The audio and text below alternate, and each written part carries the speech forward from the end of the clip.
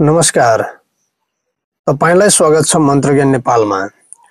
मन्त्र ज्ञान नेपाल गोप्य मन्त्र र तान्त्रिक ज्ञानको पवित्र स्रोत हो। तपाईको आत्मिक, मानसिक, तान्त्रिक र ऊर्जा आधारित समस्याहरूको समाधान अब घरमै बसेर गर्न सक्नुहुनेछ। यो सबै जान्नको लागि सबैभन्दा पहिला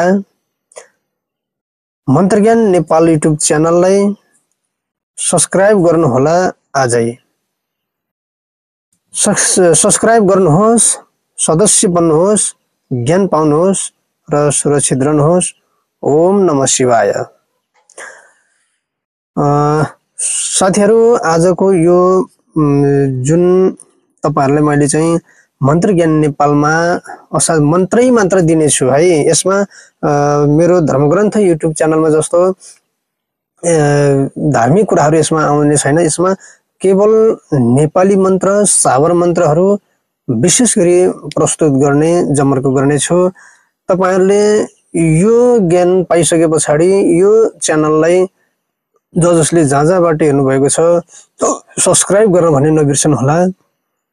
सम्पूर्ण मेरो धर्मग्रन्थ युट्युब च्यानलका साथीहरु यो च्यानलमा आएर जोडिनु होला। साथीहरु, यो च्यानलमा मैले धर्मग्रन्थ युट्युब च्यानलमा राखिएका भन्दा बेग्लै मन्त्रहरु राख्ने छु। कतिपय मन्त्रहरु तपाईले त्यसमा गएर पाउनुहुनेछ र कतिपय मन्त्रहरु तपाईले यसमा आएर पाउनुहुनेछ। त्यसकारणले आज मैले तपाईहरुमाझ छोटो जानकारी गराउँदै यो बसाइमा मैले तपाईहरुमाझ छोटो मन्त्र राख्न गइरहेको छु। त्यसकारणले सबैभन्दा पहिला म तपाईहरुलाई आजको यो बसाइमा भने एउटा गुरु मन्त्र दिनेछु। जुन गुरु मन्त्रलाई तपाईले 7 पटक कण्ठ गर्नुपर्ने हुन्छ र गुरु मन्त्र भनेको यस्तो मन्त्र हो जसले कुनै बिमारी तपाईका आउँदाखेरि उसलाई के लागेको छ तपाईले हेरेर पत्ता लगाउन सक्नुहुन्न। तपाईले जोखाना हेर्नलाई भ्याउनुहुन्न भने उसलाई के लागेको छ त्यो बेला तपाईले तुरुन्तै हेरेर उसलाई फुक्नलाई कुन मन्त्र प्रयोग गर्ने होला भनेर तपाईले त्यो व्यथा खोट्याउन नसक्दै, छुट्याउन नसक्दै प्रयोग गर्ने मन्त्र तपाईले गुरुसँग लिएको मन्त्र त्यो नै गुरु मन्त्र हो। तपाईले गुरुसँग लिनु भएको छ यस्तो यदि त्यो मन्त्र भने त्यो गुरु मन्त्रले तपाईले झारफुक गर्न सक्नुहुनेछ। यदि तपाईले गुरु मन्त्र चलाउँदै गर्दा मालामा चलाउनु भयो, मालाबाट झारफुक गर्न लाग्नु भयो यदि भने कुनैको शरीरमा आत्मा पसेको छ, आत्मा बसेको छ अथवा भूत प्रेत मसानको बास छ यदि भने सो समयमा चाहिँ तपाईले त्यो मालाद्वारा उसलाई झारफुक गराउँदै गर्दा गुरु मन्त्रको प्रयोगबाट हजुरले झारफुक गराउँदै गर्दा तपाईले त्यो जुन गुरु मन्त्रको प्रयोग गरेर सम्बन्धित बिमारीलाई झारफुक गराउनुहुन्छ त्यो बेलामा उसलाई कम्पन आउँछ र उसले बग्न थाल्छ है। त्यसकारणले गुरु मन्त्र त्यस्तो मन्त्र हो जुन मन्त्र असाध्यै रूपमा, अत्याधिक रूपमा, तीव्र रूपमा गुरु मन्त्रले काम गरेको हुन्छ। सर्वत्र रोगलाई त्यसले काम गरेको हुन्छ। सर्वत्र लाई लगनलाई काम गरेको हुन्छ। रोगलाई हैन कि सर्वत्र लाई लगनलाई त्यसले काम गरेको हुन्छ। जुन व्यक्तिलाई के लागेको छ त्यो हामीले छुट्याउन सक्ने अवस्था छैन भने पनि तपाईले एकपटक गुरु मन्त्रको प्रयोग गर्नुहोस्। गुरु मन्त्रले फुके पछाडी मात्र तपाईले अर्को मन्त्र प्रयोग गर्न सक्नुहुनेछ। त्यसकारणले आज म तपाईलाई यहाँ यो गुरु मन्त्र दिन गएको छु। यसलाई तपाईले असाध्यै रूपमा कण्ठ गर्नु होला। कण्ठ गरिसकेपछि तपाईले कम्तीमा पनि 3 मालादेखि 5 माला जप्नु होला। रुद्राक्षको मालामा पूर्व अथवा उत्तर मुख गरेर है दियो बालेर तपाईले एउटा गाईको घिउमा दियो बाल्नु होला। पूर्व अथवा उत्तर मुख गरेर उनीको आसनमा बस्नु होला। सकेसम्म छैन भने तपाईले पवित्र चोखो ठाउँमा कुश ओछ्याएर बस्नु होला। थोरै कुशको टुक्रा लिएर कुशको आसन लिएर बस्नु होला। त्यस पछाडी हातमा पानी लिएर मैले यो गुरु मन्त्र जाप गर्दै छु, यो मन्त्र मेरो सिद्ध होस् भनेर गर्नु होला। एवं रीति तपाईले यसलाई 3 माला जप्नु होला एकै दिनमा।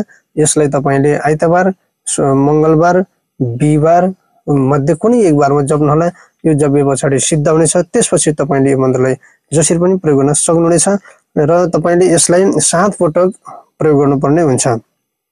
यो मन्त्र कण्ठ पारेर तपाईले यो मन्त्रले 7 पटक फुक्न पर्ने हुन्छ, उच्चारण गर्नुपर्ने हुन्छ अथवा कसैलाई फुक्न पर्ने हुन्छ फुक्दै हेर्दै। आफूलाई गुरु मन्त्रले अरूलाई फुक्दै तपाईले 7 पटक फुक्नु होला। एक पटक मन्त्र भन्नलाई 7 पटक गरेर 3 पटक फुक्नु होला र एवं रीतिले तपाईले 7 पटक मन्त्र उच्चारण गरेर 7 पटक फुक्दै गर्दै 3 पटक फुक्दै गर्दा 7 3 21 हुन्छ। त्यसकारण यसलाई 21 पटक यो मन्त्र चलाउनु पर्ने हुन्छ। अब आउनुहोस् ढिला नगरिकन म मन्त्र बताउन गएको छु र मन्त्र तपाईले स्क्रिनमा देख्न सक्नुहुनेछ। स्क्रिनमा यो मन्त्र पाइसके पछाडि तपाईले त्यसलाई शुद्ध र पवित्र भावले लेख्नु होला है। मन्त्र यस प्रकार रहेको छ। ओम जडुली गुडुली आकाश उठाए पताल धसौ जय पशुपतिको बाचाले झारौं 7 बाचा बान्दा जय गोरखनाथ वनस खण्डी गुरु जागौ जागो जागो सत ईश्वर महादेव की बाचा फु भनेर तपाईले यसरी फुक्दिनु होला 7 पटक। एकचोटी मन्त्र उच्चारण गरेर 3 पटक फुक्नु होला एवं रेले 7 चोटी हुन्छ। पक्कै पनि तपाईलाई यो भिडियो असाध्यै लाभदायक हुनेछ।